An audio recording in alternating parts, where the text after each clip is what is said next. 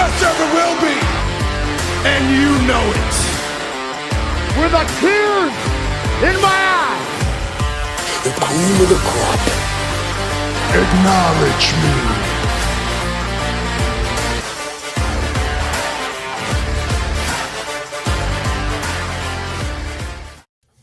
Episode 353 of Top Rope Nation. Ryan Drosty, Justin Joint, Jesse Velasquez here to talk about the news of the week in pro wrestling, a little WWE, a little AEW. Man, it is good to be with these guys here on a Thursday night.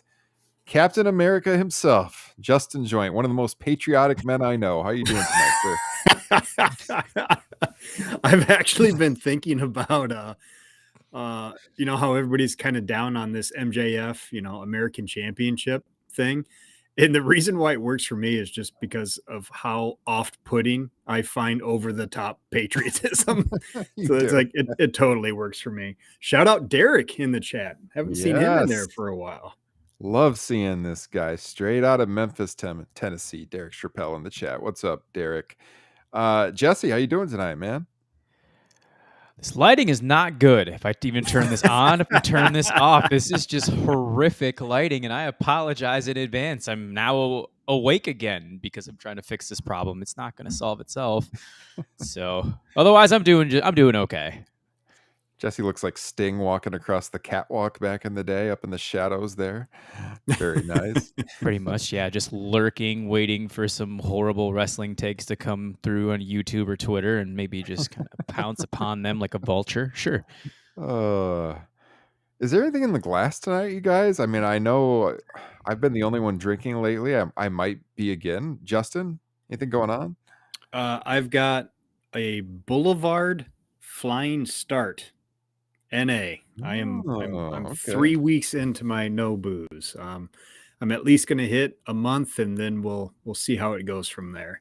I don't know. I might need to start drinking again because the other night I tried watching some boring doc, and I ended up through my socials going in this huge rabbit hole of Corey Feldman live music performances, and now my algorithms are just completely fucked in all my social accounts. It's just all I see now is Corey Feldman. You know how on YouTube, you pull it up on your TV and you get all the different profiles. Like I got the kids profiles. I hate so much when they accidentally watch on my profile because it screws up all my recommendations just like that. I'm like, what is this stuff? This isn't Chicago Bears videos. This is not classic WWF. Literally just an hour ago, my phone showed me a clip of a Fred Durst and Corey Feldman duet of Nirvana's Come As You Are. That is something that exists in this world that I did not know about until about an hour ago.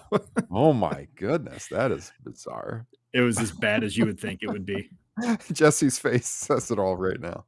Corey Feldman, wow, making an appearance on Top Rope Nation. I don't think I'd have put that on my bingo card at all. First time in 353 episodes. Corey Feldman, Top Rope Nation reference. That'd be like the episode 400 trivia game of Top Rope Nation. On what episode did we reference Corey Feldman? Oh man, someone would know that. We got Frank Pettiani in the chat. Frank, what's up, dude? Tim Jensen is here. Derek, as we said. Guys, let us know if you're in the chat. Frank feels my pain when the kids take over the YouTube app. That's for sure. Jesse, what do you got anything in the glass? I know you've had a long day. No, because I got to get right back up early in the morning again. And I know, and I'm pretty much straight through until I pick up my son. So no. And speaking of the YouTube algorithms, yes, it's mixed between wrestling things, Bluey, and no more fruits jumping on the bed. Yeah. Hey, Bluey's acceptable. Bluey is a solid show. Bluey rules. I do enjoy Bluey. Yes. Oh yeah. We actually have Disney for a month here, so yeah. But I've been putting Bluey to the test, and I've been watching some Bluey clips on YouTube by myself, and I'm an adult. It's acceptable. Yes, it's enjoyable.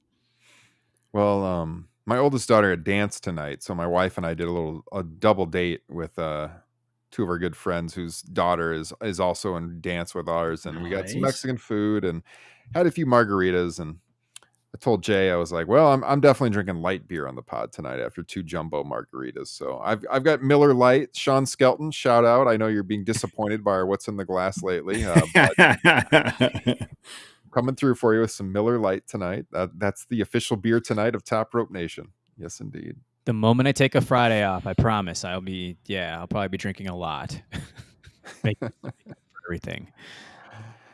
Well, guys, if you have never tuned into Top Rope Nation, appreciate your support. Please hit subscribe. If you guys are watching on YouTube, which we got a good crew right now on the YouTube channel, please hit the like button. That will help us out a lot, get us out to some new viewers. Subscribe to the channel if you're not already subscribed. Leave us a 5-star on Apple, Spotify. Leave us a written review. We would also really, really appreciate that. And the number one way to support Top Rope Nation, say it every week, is by becoming a Top Rope Nation patron. The link is in the broadcast description. You see all of the names scrolling across right now of all of our wonderful patrons, which are the reason why there has been 353 episodes of this show, plus another 150 plus bonus shows behind the paywall on Patreon. So altogether, guys, we have produced over 500 podcasts, which is wild to think about. Jesse just dropped a new edition of TRN Unplugged, Top Rope Nation Classics. We have just released one on WCW Bash at the Beach 2000, a real barn burner there. We've got another one coming up here in a couple of weeks, our August TRN Classics. The poll is out right now for patrons, a pretty close poll so far. So make sure if you are a Patreon supporter, you get your vote in for that. We got TRN extras dropping, all kinds of great benefits. Check it out. Access starts at just $5 per month. And hopefully by later this month, we'll have some news to share on even more content possibly coming to the Patreon feed. And if you want another way to support us, real quickly, if you are watching on YouTube, we also have TRN Plus. I do not talk about this that much, but there is an option to become a member on our YouTube channel, which does get you access to the video versions only of our bonus shows. You can get the last 2 years of TRN Classics on our YouTube channel by becoming a TRN Plus member. It's only $2.99 a month. You get the video versions of the bonus shows. So just another way you can support the show. And like I said, Patreon is the way to get that in podcast and video format. So either way, a couple of ways to support Top Rope Nation. So yeah, Jesse. I've seen the top 2 percentage-wise thus far, and it seems like our patrons are back to normal when it comes to their voting habits. Thank you. Last I looked, it was SummerSlam 94 and SummerSlam 02, right? Were the top 2? Yes. Yeah, I wouldn't mind doing either of those. So, Is that Tim in the comments there? yes. No, is. that is not his best role. His best role was Edgar Frog from the Lost Boys, Tim. Oh, Still talking Corey Feldman here. Yeah. he's really gone down a Corey Feldman rabbit hole right now. Brandon even mentioned Corey Haim. Yeah, I have not seen Blown Away. I don't think I've ever even heard of that. I liked, was it License to Drive? I think had both of them in it. And then there's some Dreams one too. I can't remember the title of it. That one escapes me at the moment. I just happened to search Corey Feldman in pro wrestling to see if there's any good connections here. And one of the first headlines I see is Bret Hart nearly started TV series with Corey Feldman. Dear God. Article from 2023. I don't want to read this on air, but my God. Bret Hart. You might have to. And what year? This came out in 2000. It was from an interview in 2023. I'm guessing it was back in the 90s or something like that. Yeah, it had to have been. Wow. Can't imagine Corey Feldman in Lonesome Dove. Yeah, it's an article about, it says writer producer Ricky Lee Travolta recently penned a blog where he recalled working on a show titled Champion of the People. Would have been about a professional wrestler who is elected mayor of a small town. So they were kind of drawing into, I guess, Jesse the Body Ventura's real life up in Minnesota. And it would have starred Bret Hart as the lead character whose name was going to be Adonis Truth. Oh, Jesus Christ. Where does Corey Feldman come in here, though? Adonis Truth? Another major part of approaching the show for Travolta was figuring out who would be cast as the mayor's chief of staff. Corey Feldman stood out as a front runner. My God. We have gone down a rabbit hole I never saw coming tonight, you guys. God, I hope in the next life that show exists. I need to see it. Unbelievable. I need to see that timeline. There is a YouTube clip, Kevin Nash on Corey Feldman. Go down that rabbit hole as well. I'm going to drop the Corey Feldman stuff, you guys. I apologize, but there will be a pro wrestler at some point named Adonis Truth. I'm pretty sure that's going to come about now with that for sure. Yeah, like Brooklyn Park Mayor Jesse Ventura, for those who didn't know, before he became the governor of Minnesota. Speaking of another governor of Minnesota, but we know we can go down. We won't touch that tonight. But that governor endorsed the other governor of Minnesota. Yes, indeed. I saw the video out there of Jesse the Body endorsing the current governor of Minnesota a couple of years ago. So there's your wrestling connection too. All right, guys. So Jesse, as we are how many minutes into this podcast? About 12 minutes in. I wanted to say, Jesse, you guys, you and Justin, but Jesse, certainly you in the host chair kind of running the discussion, did a great job on the SummerSlam review. I apologize I wasn't able to join you guys. I did eventually review it over on One True Sport on Monday. And, I thought Rob Wilkins was awesome on the show. It was such an interesting dynamic how, Rob was pretty positive. Jesse somewhere in the middle. Justin's like, fuck this shit. It was a really good listen, though. I was very entertained. I turned it on YouTube. I was going to listen to the podcast version. And then I just watched the whole thing on YouTube one night, the next night after you guys had broadcast it, and good stuff. So I got to talk to Rob. I had him on One True Sport on Tuesday. Yes. And it was a great discussion. Rob's awesome. So shout out to Rob for joining the show. It won't be the last time. We'll have to have him back for sure. Speaking of that might have been my favorite moment of the whole show was when I asked if Justin were to have a fresh friendship bracelet taken from him, would he get as upset as CM Punk? He's like, fuck no. It's like, it's just a friendship bracelet. So buy another one. I do have like a one of those kind of rubber rings that are just, I don't like my actual wedding band just because I think it's uncomfortable. So I use one of those rubber ones. And I have lost like a dozen of those things. And never a tear shed. I've never fought anybody over it. I'm wearing one of those rubber rings right now. That's pretty much all I wear too. Yep. Well, I wanted to just start a little WWE. We'll get into AEW in a little bit here. I know our audience tends to trend AEW more so than WWE, but I mean, I'm telling you, as the weeks go on, I get a little more positive on WWE. They are having some pretty good shows. I thought Raw was a better show than SummerSlam. I don't know what you guys thought. I did like some of the pivots they made on Monday Night Raw. Let's start with the big one, which is that Gunther's first challenger is SmackDown's Randy Orton. Did not see this coming, although they had the clues there because of the finish at King of the Ring, where Orton got his shoulder up. So they left that, I think we might even talked on the pod at the time that they left it open. They could do that match later on, so they come back to it. And while I would prefer an Orton Cody feud, which I think they'll probably still get to eventually. I don't think this is like a multi-month thing. I think they're going to have their match at Bash of Berlin, and then Orton will be back on SmackDown, and that'll be that. And then maybe they get into Cody stuff after that. While I would prefer that, I don't really mind this. It's higher star power for Gunther to have Orton in there. And also, I really appreciate the fact that they laid the groundwork for this, because how many times have we said throughout the history of the 8 years of this podcast that it feels like WWE punishes you for having a good memory? Like they would always want you to forget that stuff happened. And, oh, no, forget that. We're going in a different direction. Whereas lately, and there's many reasons to criticize Paul Levesque, which we have done, and we will continue to do so. But to his credit, he has like kind of left those breadcrumbs to connect stories, even like a year out. I mean, look what they did with Damian Priest and Finn Balor, where they called back on Raw, to Finn and how he, looked out at Damian Priest last year at SummerSlam, and Damian cost him the title, and they tied that together a year later. So I really like this with bringing in Orton and having a rationale for doing so. Jesse, your thoughts?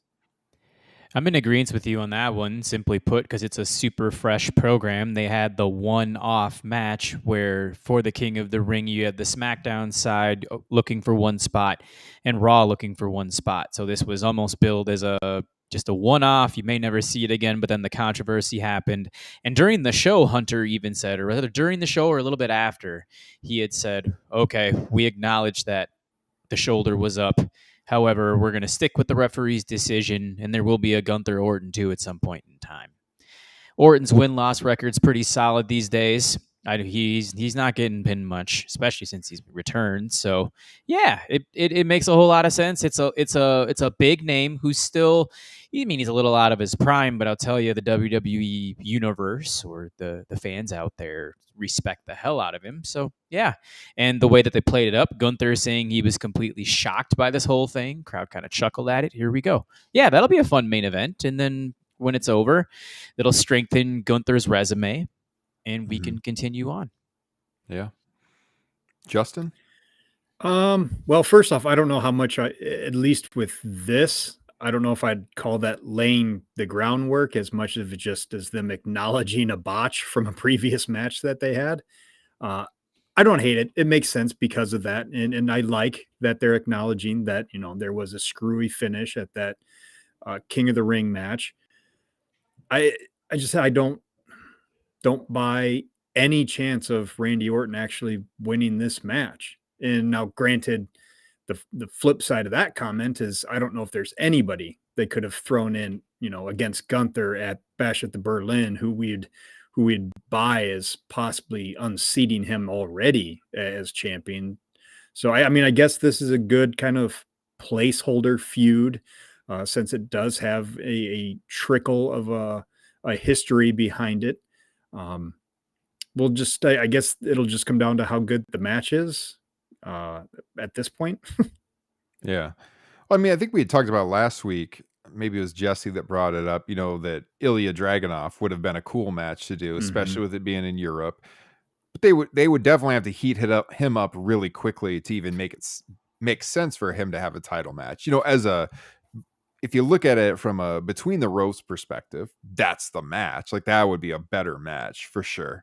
But it wouldn't be as logical as this one, just because they did have that screwy finish at King of the Ring. So at least there's rationale for it is kind of, where I'm at with it, even though it's like, oh, we're going to ignore that this guy's on SmackDown. Whatever. But like we said, I think he's going to go back there. I don't know. The problem is like, what is there for Cody Rhodes? Who's Cody Rhodes working against? It just seems like there's never a logical guy for him. You get Roman coming back at SummerSlam and he helps him and he kind of nods at him and then he like stares him down. So like, that's still a match you can do. They're not going to go to it right away, I wouldn't think. So in the meantime, with the Bloodline Civil War kind of being the primary match over on SmackDown, I just don't know where Cody Rhodes goes next. And this has kind of been, the theme of his title reign until they get the Bloodline stuff out of the way. He's just kind of spinning his tires, which is why I like the idea of him feuding with Orton, because they have a lot of history together. He's a big star, and hopefully in September they start going that direction. And I think you could factor in, some unpredictability with that match because of how long Roman held the title. If Cody has a little blip of like a month where he loses the championship to Orton, and gets it back in short order, I don't think that would have been a bad thing either. Yeah. Take a page out of his father's book, who would chase the living hell out of the title, hold it for maximum 2.5 months, give it back, and go back on the chase, and the crowd's eating it up again. Yeah, absolutely. 100%. So yeah, I didn't mind that direction. I'm also very happy that they have kind of split up that trio program between Punk and Drew McIntyre and Seth Rollins, because I didn't get to say this on our show, but I was not a very big fan of that match at all. I found Seth to be incredibly distracting in the match. I thought, everything he was doing, laying on the ropes, his outfit, it took me out of the match. I mean, the match was fine. It wasn't a bad match, but I had pretty high expectations. It did not live up to those expectations at all. So, I mean, I was really happy when, they pivoted on Raw. Now, they led into the match that a lot of people really want to see, which is why they had the three of them together with, Rollins coming out there, again, being very serious, and him and Punk are like about to come to blows on Monday Night Raw. And then Drew comes out and Punk ends up chasing Drew because he mentions AJ, his wife, which was better than just mentioning I have your friendship bracelet, to Justin's point earlier. So he chases him off because he's talking about his wife, and that left, Rollins out there, and out comes Bronson Reed, and he splashes him like, I don't know how many times, 6 or 7 times or whatever, which was a little odd since the crowd cheered it with Seth being a babyface. But on the positive side, look, Bronson Reed, Seth Rollins promo to get him away from Punk. So now we can just do Punk and McIntyre by themselves. And then after that's over, after a couple of months probably, then maybe start working into the Punk Rollins match down the line, or maybe not even till WrestleMania season. But I like that they did this to kind of separate those guys, hopefully elevate a guy like Bronson Reed. I don't know. We'll see what happens coming out of this program. But Jesse, what did you think about that on Monday night? I was happy with the Punk McIntyre direction. Let them continue. And then as for Seth Rollins, this is almost instant replay of last year, the SummerSlam, or the Raw after SummerSlam, where Shinsuke Nakamura was in a 6-man tag with Seth Rollins and Cody Rhodes, and he turns on Seth Rollins, and they feud for months. Yeah, it was foregone conclusion that Seth was going to be the one to go over. And by the way, on that night, Shinsuke Nakamura defeated Bronson Reed. Bronson Reed had been winning a lot of matches up to that point, and ever since then, it's just been 50-50. So, I mean, people were going crazy online, buying it's about time that you pushed Bronson Reed, and I just said, well, this is where the whole crumbs thing with Triple H just saying you can be rewarded if you remember certain things and you get punished if you do as well. This is where you're punishing me. Bronson Reed to me is not believable in spite of what he did. Just because he's been around for a while now, and he's been just feuding with random guys like Sheamus and Chad Gable, Shinsuke Nakamura, Sami Zayn, and trading wins. So I don't buy him getting elevated out of this program, much like some people might. Those are my 2 cents. So yeah, it's just going to give Seth something to do before the Punk McIntyre feud opens up and he gets to take on one of them. He's going to have to get some wins in this. They're going to have a series of matches, and you would hope that he would get some wins, much like when you had, where'd Justin go? Sorry, lost my train of thought. Much like, back in the day, I mean, he was brand new to the roster, but like when Owens wrestled Cena and he beat him in the first match, and eventually Cena won the series, but people noticed Owens and what he could do in the ring as a bigger guy. I mean, it's kind of probably the blueprint for this. I don't know how they'll go about it, but they definitely got to keep Seth busy for a while, So yeah, so Bronson gave him a W then. I mean, that's the only really logical thing you can do. I mean, granted, Kevin Owens was the fresh face back then, so spotless resume at the time, didn't have to worry about it, was elevated automatically. I mean, this could be a jump start, but I'm not hopeful of it for Bronson Reed. Yeah. You guys have any thoughts on Judgment Day from Monday night and how that all played out? And the split and Priest and Ripley and all of that. I see Justin shaking his head. Well, real quick, first off, I hope you guys mentioned Stewart's idea from our Facebook group about Bronson Reed and Seth Rollins, that they need to do like a music video a la Hulk Hogan after he was squashed by the earthquake, 1,000 times. They've got to do something along those lines. Fan mail. Didn't that come in for him? For Hogan at that time? They got to do it. They got to do it. Hopefully just Seth is gone for a little while. They can keep him off TV for at least like 2 or 3 weeks, but I don't know. We'll see if they're as antsy as AEW is with, Tony and Mariah May. Yeah. No, I do not really care about the Judgment Day. Finn Balor is not a good actor. I don't really believe anything he says. I love Dom, and that's about the extent of it, of this current incarnation of the Judgment Day. I really like Damian Priest and Rhea Ripley. I watched that WWE 24, which is kind of your usual WWE schlock, but Damian comes off as very likable. And damn, it's too bad that it took his entire world championship reign to finally feel like a world champion. In fact, watching that doc, they were talking about WrestleMania 37 where he teamed with Bad Bunny.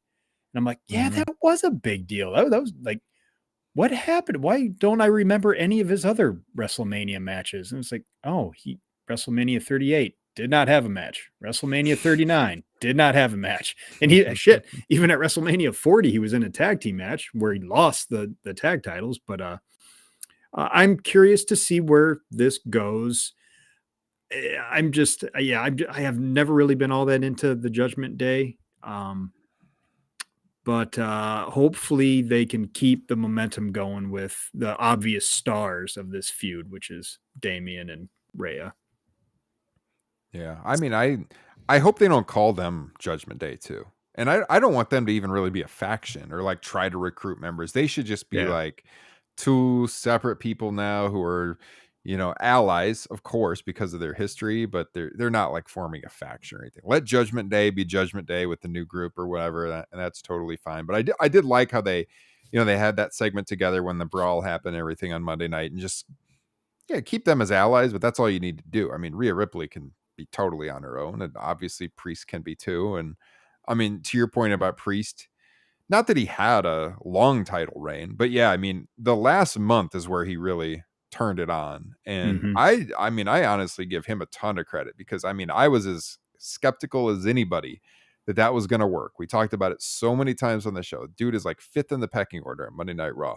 And by the end, like, I was into the title reign. We talked about it before SummerSlam. Like, you could make the argument to even keep the title on him a little bit longer, just because he had done such a good job in, getting the fans behind him on short notice to wrestle Gunther. And I mean, just in general, being a cool character when really nobody thought much of him a year ago. He wasn't even on the WrestleMania card, as you said. So I give him a lot of credit for how he turned it around. And I think he's earned himself another title reign, down the line. And an absolute chef's kiss of a choke slam on JD to end that segment. Yeah. Jesse, go ahead, jump in. I would say keep Damian associated with Rhea a little bit longer, just to continue to increase his star power and build off the last month of what his title reign was. So just to see if it's there, and have him obviously go over in this feud with Finn Balor and the rest of the cronies over there. And then you can keep him in the upper echelon, or I'm just trying to think. I don't know how long Braun Breaker is going to hold that championship. Have him feud with Braun Breaker. I mean, not for that title, but so maybe let's just say Braun ends up losing it at some point in time. I still don't think he's ready to be a world champion within the next 6 to 12 months. Have Damian feud with Braun, have him go over there and keep his star hot moving forward. So you don't forget about him. And then maybe you could even go back down the line and potentially even have him unseat Gunther in 9 to 12 months if that momentum continues to carry on. Yeah.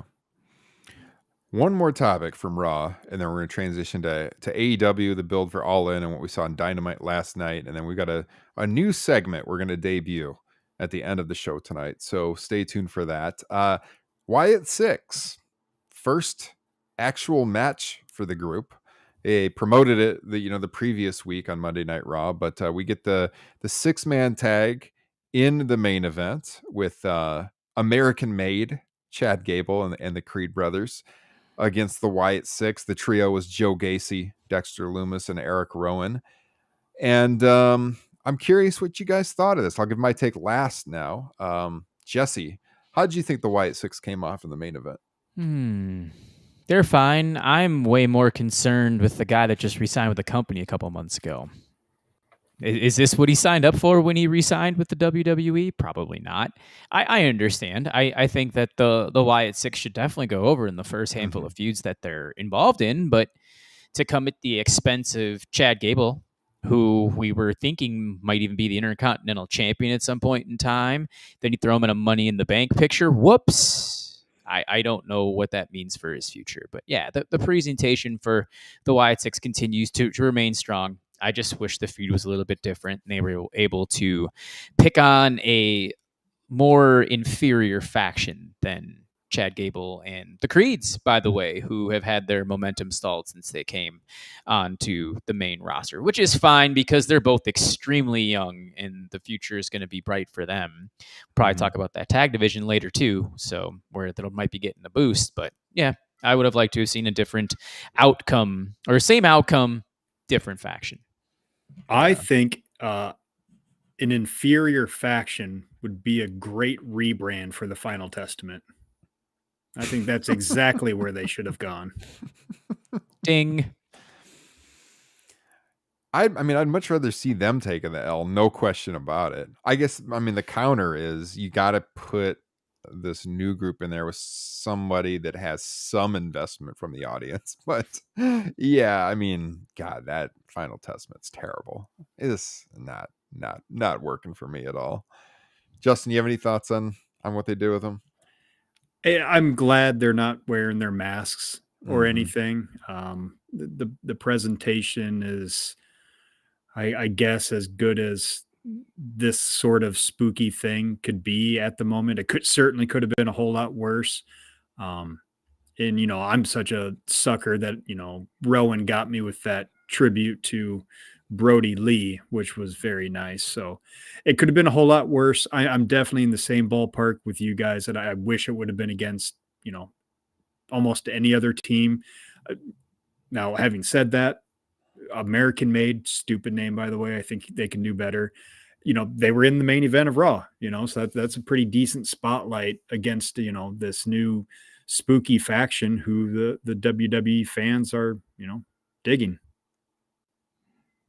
Yeah, Chad Gable, they have just continually dropped the ball with this guy. Was it last year? I think you were weren't you at the Raw, Jesse, where they had the IC title match that he was in? The Fatal 4-Way. So good. Yeah, to get to Gunther. Yeah, it was him, Ricochet, I believe Matt Riddle. Tommaso Ciampa was the fourth. It was all former NXT alums who were very highly regarded. God, that was an awesome match. And then he did such good character work and, the split going on with his faction and everything. And yeah, everyone thought you got to put the strap on him eventually here. And they didn't do it. Now here he's taking losses. Like I said, I get the idea that you want to put this new faction in there with someone that has some name value. It just sucks that it's him again. So yeah, that part of it, I'm not a huge fan of. I did think with the presentation of the Wyatt Six, I think they've done it in a way that you can get investment long term. We're as skeptical as anybody about these kinds of characters. All you guys got to do, go into the archive on the Patreon, listen to, what year was that? 2019, 2020. I can't even remember. The Hell in the Cell match with The Fiend that Kyle and I ranted on for like 20 minutes. That was so bad. 2019. The 2019 Hell in a Cell. If you want to hear Kyle and I loudly complain about what an awful match that was for damn near a half hour and how The Fiend just was dead at that point in time and the character was never going to work. Go back and listen to that. Rest in peace, Bray Wyatt. We think they dropped the ball with that guy many times, but man, that stuff just did not work. And I think here, they're at least doing it in a way that it can work. We talked about on the show the last few weeks. They unmask and they wrestle as the guys that everybody knows they really are. And they acknowledge it on commentary. And Michael Cole is like, look, this guy, he really thinks he's Mercy the Buzzard. And Joe Gacy really thinks he's Huskus the Pig and all this stuff. It's like, okay, it's all in their mind. We don't really think they're these evil people. And I think that's the right way to sell it, to make it more realistic. These people are just like mentally not there. They're not actually the characters, so they unmask and they wrestle the match for the most part normal. They still have like the smoke effects and stuff. And of course, Bo is out there and Nikki Cross is out there doing their character work and everything. But overall, I thought it worked pretty well. The crowd was into it. They have one of the few theme songs that actually is decent on the roster right now.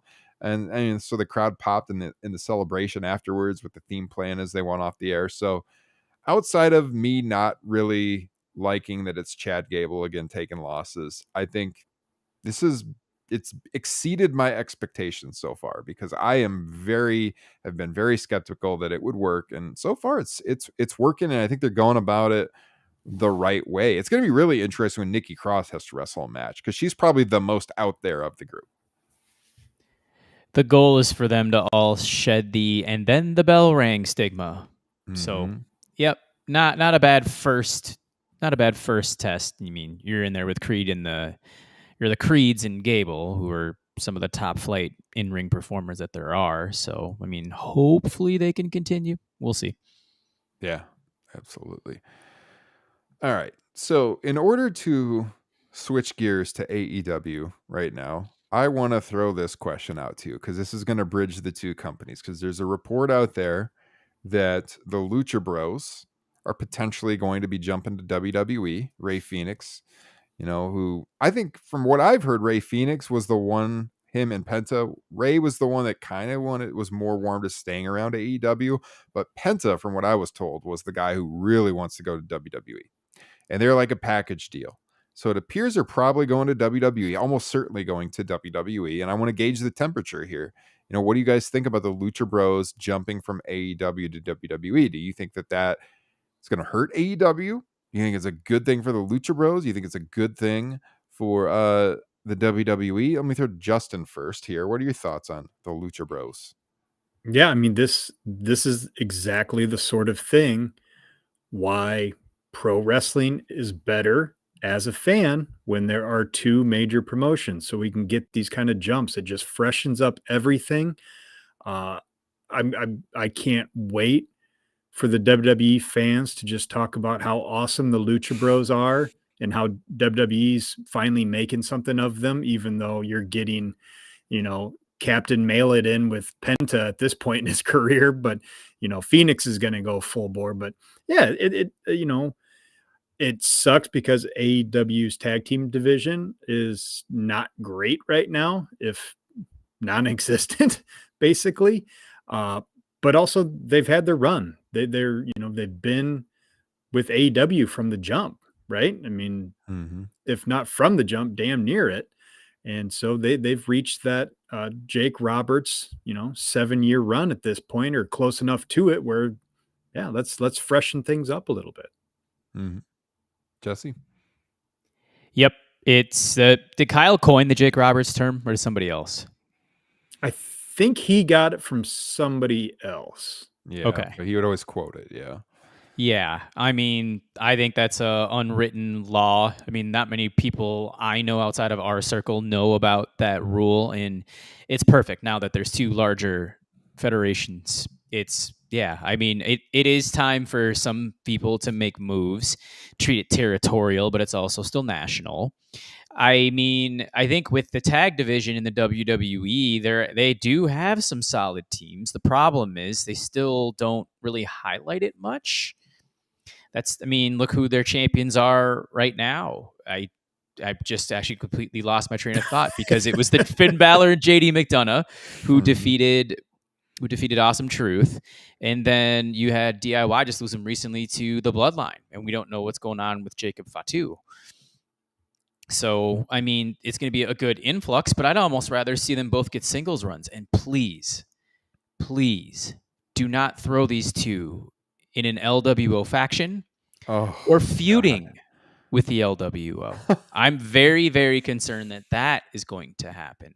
Yeah. So Ray Phoenix and Dragon Lee are very, very similar, I feel, just when it comes to talents. I look at Phoenix as a little bit more superior, but I am concerned that they're going to fall down that rabbit hole where they'll win a couple, they'll be the most exciting things on TV, and then they'll just get pushed to the back burner. Penta, like you said, as Mr. Mail It In, he'll be unhappy, and then 2 or 3 years down the road, they'll go right back to AEW. Maybe they'll decide to push the tag division again. Who knows? Because, yeah, that tag division's in deep trouble. Mm-hmm. Which is quite the turnaround from when the company launched, and that was their big strength. Finally a focus on tag team wrestling, where WWE had pretty much neglected it forever. But I mean, yeah, I mean, I agree with everything you guys said. I think they've done everything they can in AEW. You know, Ray Phoenix has had a singles championship with the international title. You know, they've been the world tag champions. They've been the trios champions. They've been there since the very start. I think maybe like if you really tried, you could get Phoenix to take off even more as a single. He's always had more upside. Mm-hmm. You know, but they've kind of touch and go with that over the years a little bit here and there, like when he had the international title win they went to, you know, because of the injury and everything. Oopsies. Yeah. But I mean, they could have got more out of him, certainly. But I mean, yeah, they just, as good as Phoenix is and as a tag team they have been, you know, they've had multiple match of the year contenders. They've been in a match of the year at I think All Out 21, one match of the year in the Observer that year. It just like they just are missing something lately. It's just they've been on TV too much. Mm-hmm. They don't feel special anymore. It's definitely time to move on. You're exactly right, Justin. This is what makes having two viable companies much better, because they can have totally fresh matches.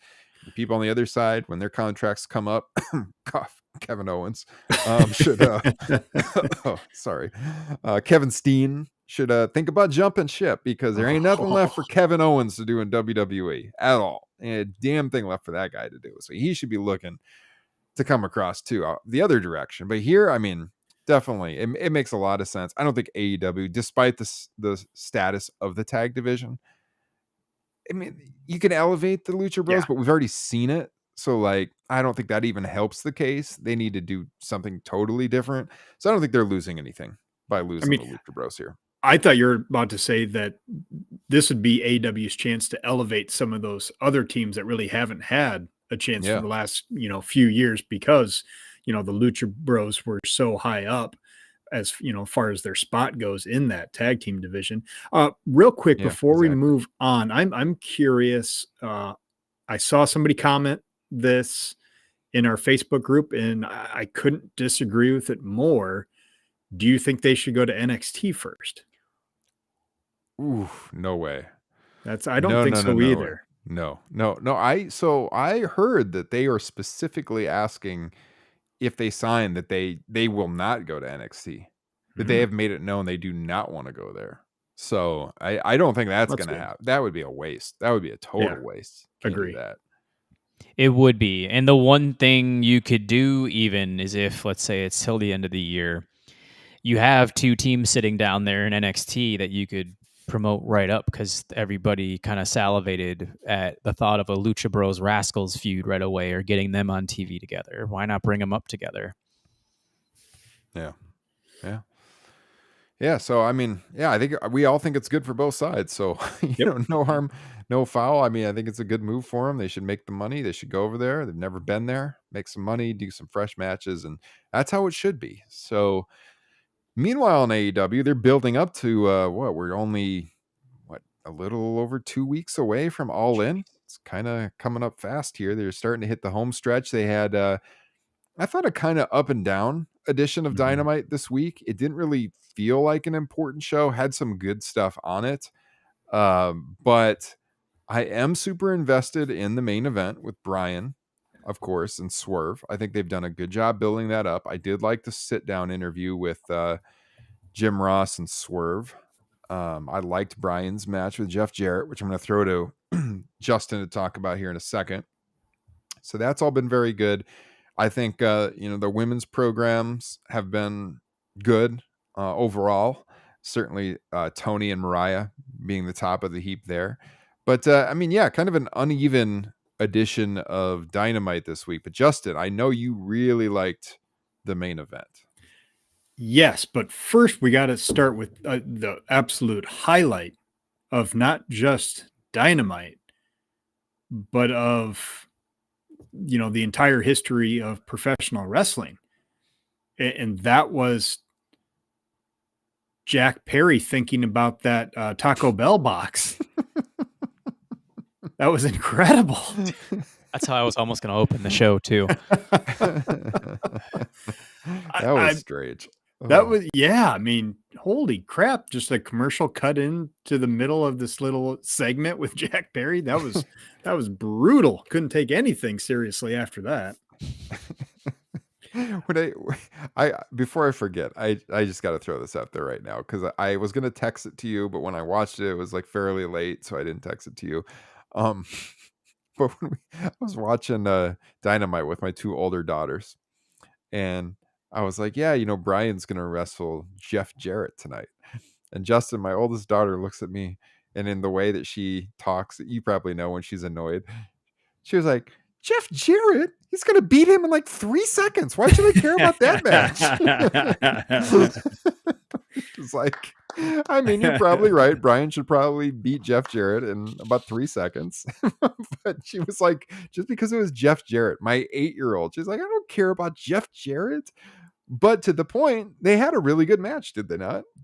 Yeah, that excellent match. And well, again, to her point, it started off perfectly with Jeff Jarrett hitting him from behind so he could kind of build that advantage right from the jump. So you can, believe everything that comes after a little bit more.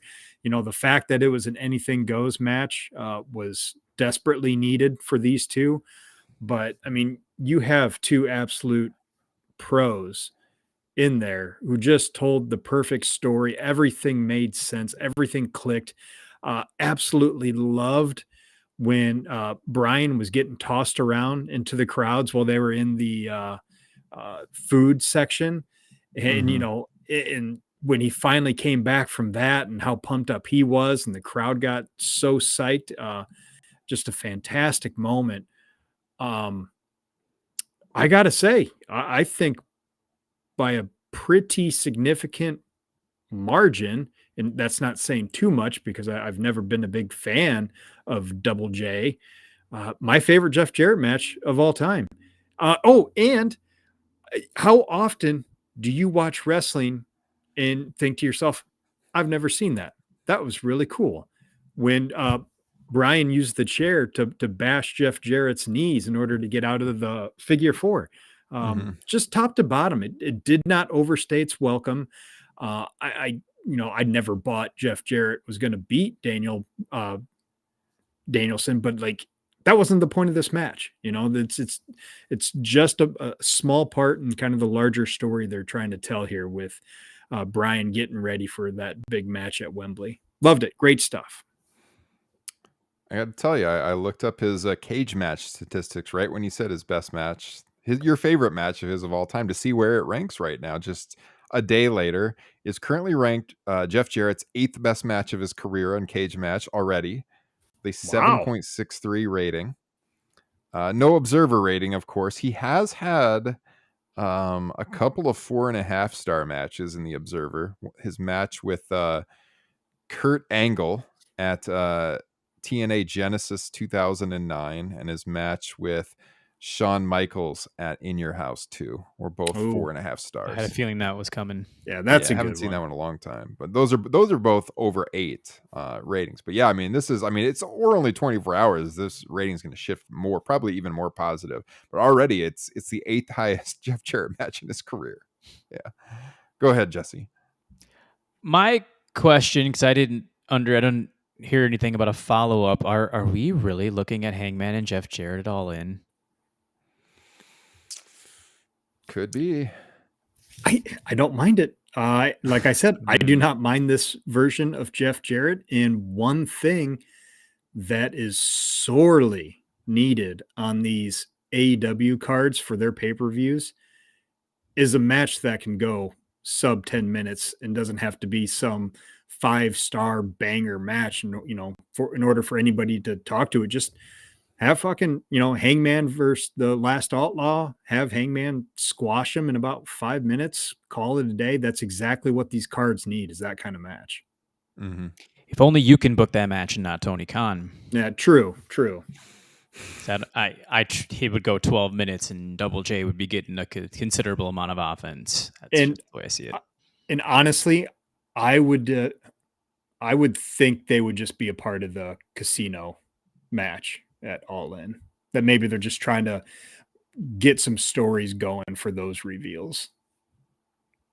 It's probably, that is definitely the best use, I think, of Jeff Jarrett possible. I will have to watch this match though. It's the only thing I haven't caught so far on AEW Dynamite, because he actually they had a good match. Hangman and Jarrett had a good match in the opening round of the O, and told a good story, and I think it went like a 10 or 11 minutes. So yeah, you cut that down about 3 minutes, and I'd be okay. Maybe I'd be fine with it, because you get something that's just going to pass time along.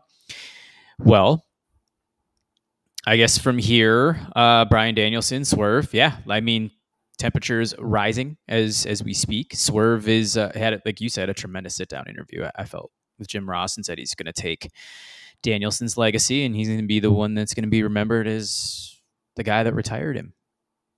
Mm-hmm. He looks forward to just elevating himself even that much more, which we think it's go the other way. Yeah.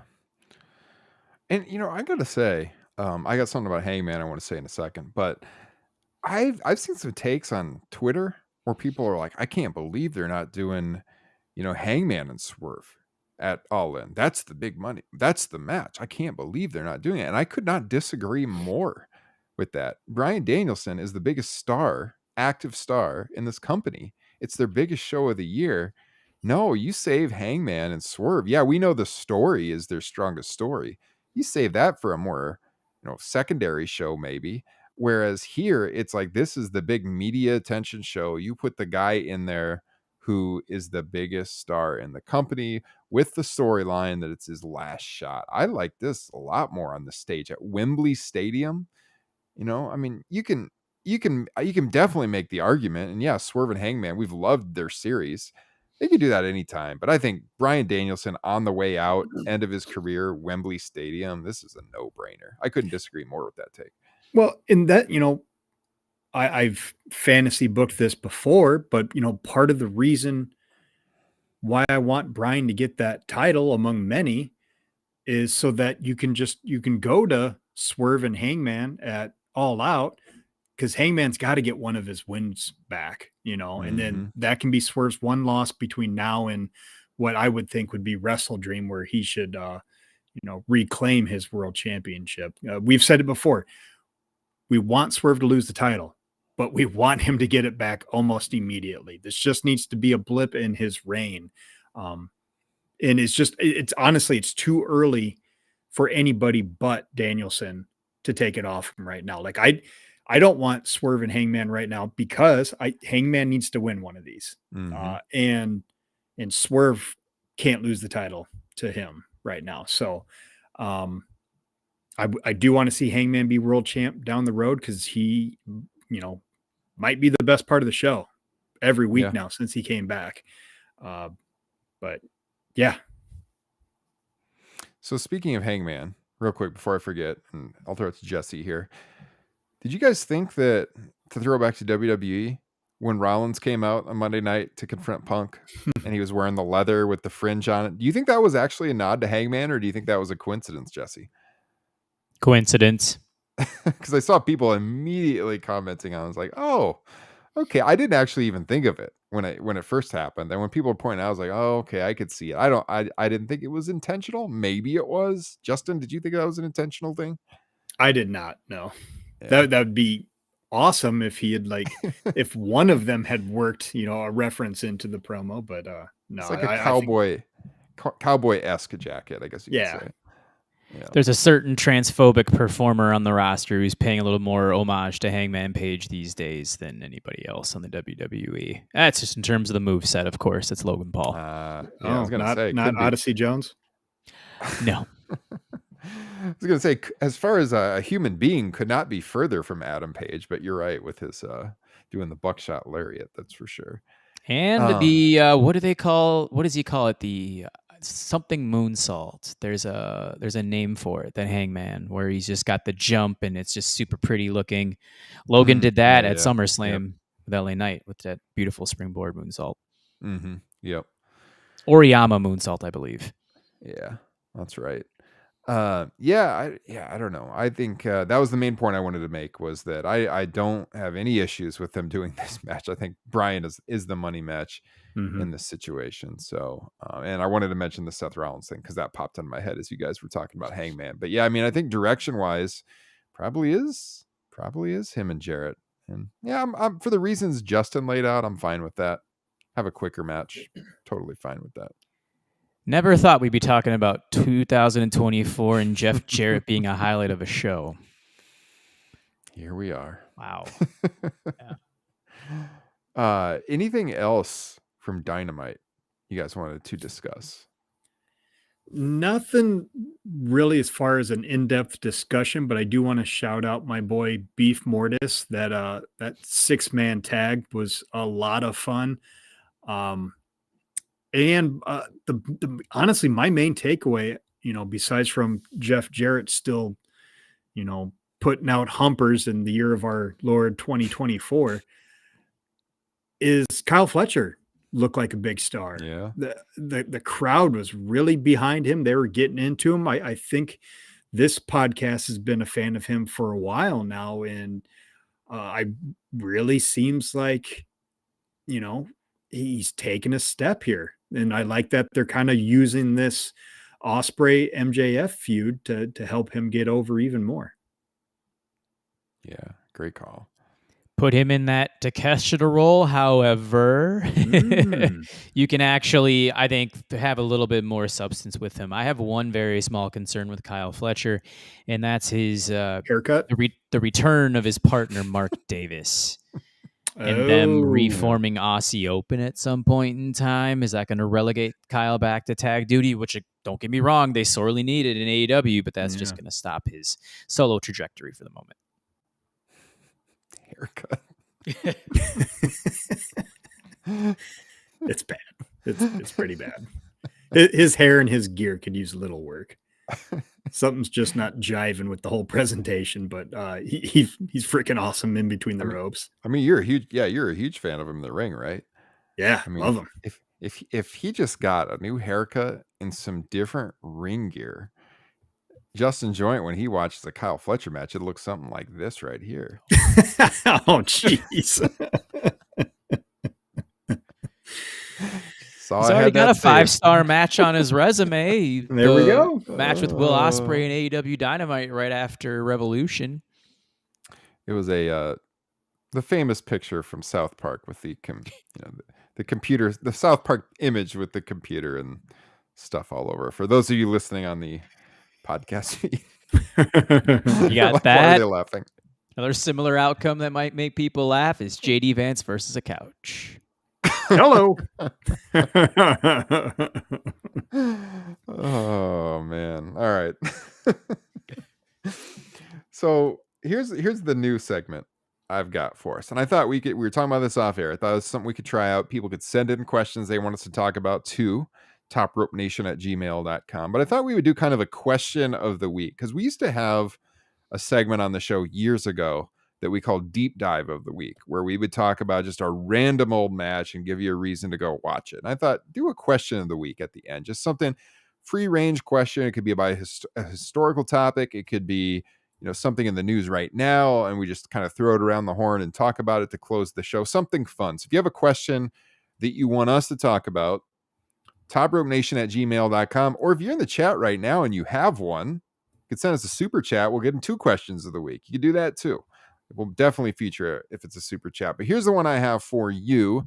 This was from one of our patrons, Jay Schmitz, and he said this should be our first question of the week. And so he said, if you think back to the Monday Night Wars, what, in your opinion, is an underrated moment from the Monday Night Wars? Like, maybe not something that people talk about all the time when you think about the big moments from the Monday Night Wars. What are some of your favorite moments that maybe don't get as much publicity? Does anything come to your mind?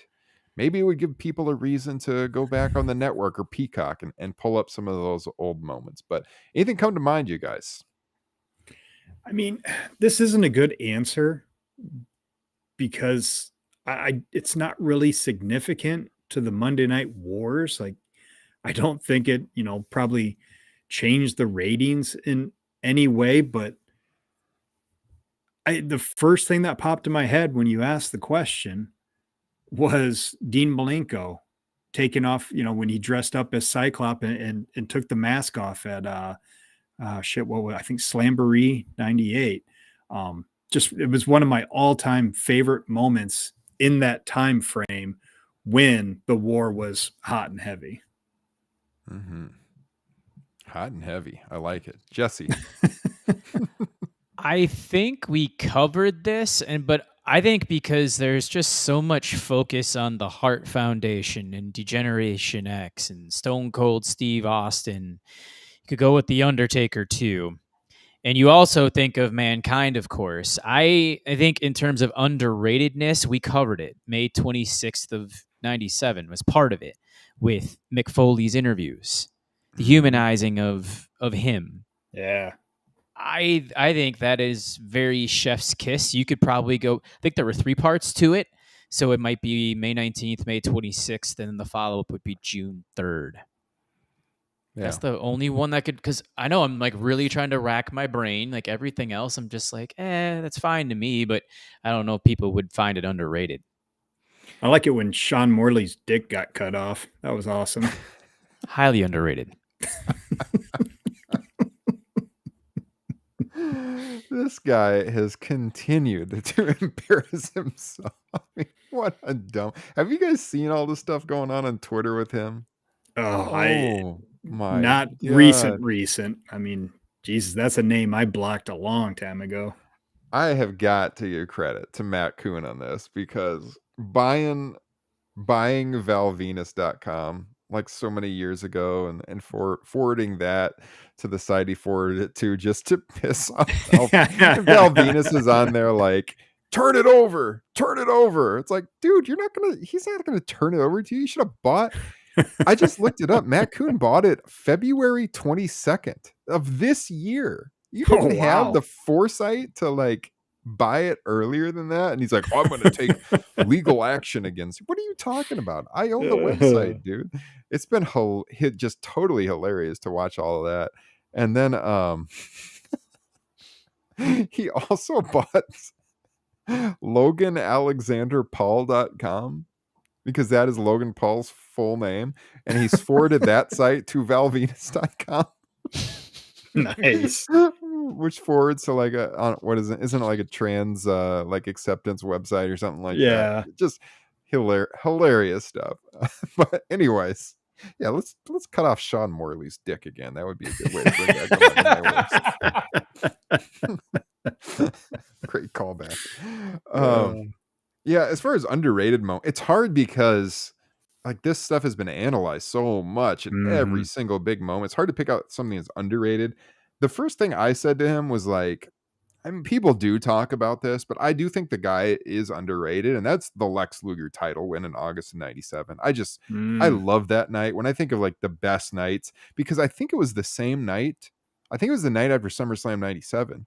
And I was so jacked to see Brett come out with the title, but I was like, man, but I got to watch that Nitro main event too, because I was so jazzed to see Luger wrestle Hogan and then him winning the title.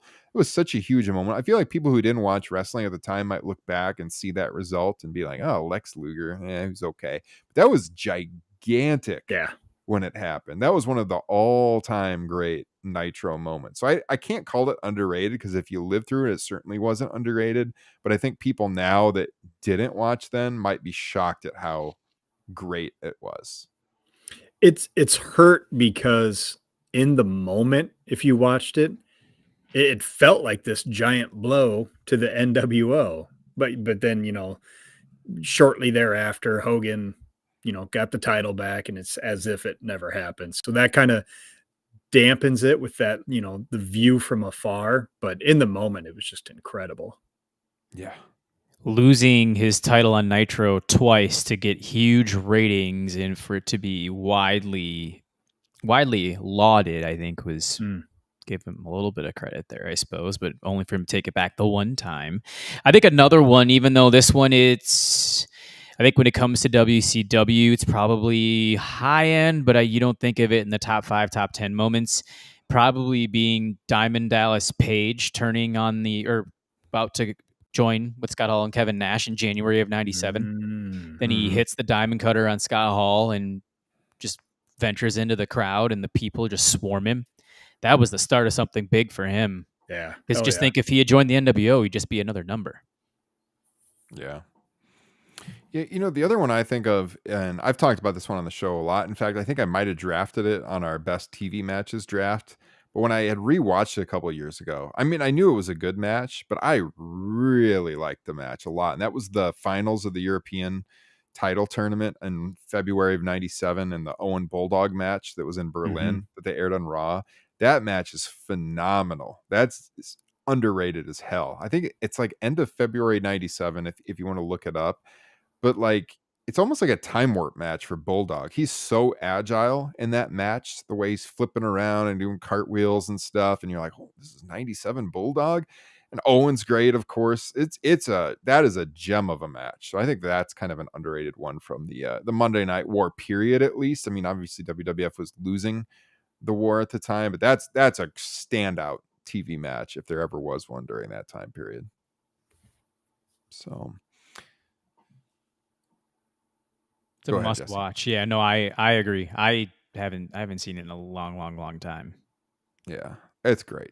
It's good stuff. So it's something we're going to try. Just a question of the week. So again, if you have a suggestion, you can email them to us, topropenation@gmail.com. Or if you're joining us weekly, you can always throw out the super chat that you have a question for question of the week, and we will get to it. Maybe we can get to a couple if there's a number of super chats, but otherwise that's a perfect way you can get one featured. But otherwise, we're gonna continue to do this regardless every week and just throw out a new kind of historical probably angle to it, question a week at the end. So I think that's all I got. Yeah.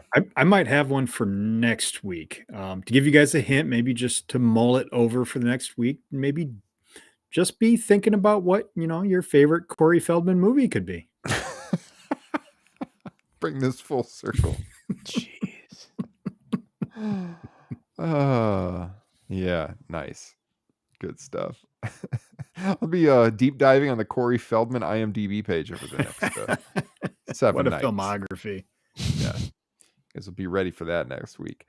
Guys, this has been a lot of fun. Always look forward to Thursday nights. Appreciate you guys supporting us and what we do, whether it is on Patreon or here on YouTube or on the podcast feeds, or of course in our Facebook group. So if you guys are not already in the Facebook group, search Top Rope Nation Pro Wrestling Discussion, and you can join our Facebook group. Anything else, guys, for the good of the cause before we wrap this up? Nope, I'm good, buddy. I have got nothing.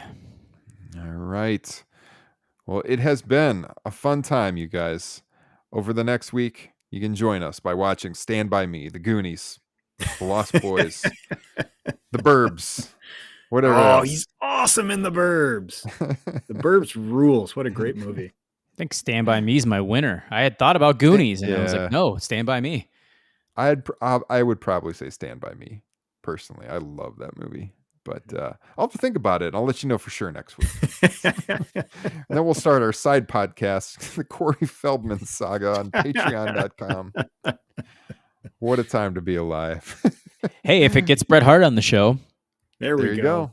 You mean Adonis Truth? Adonis Truth. Nice. All right, you guys. Well, for Jesse Velasquez and Justin Joints, I'm Ryan Drosty. We'll see you guys next Thursday night. Have a great weekend.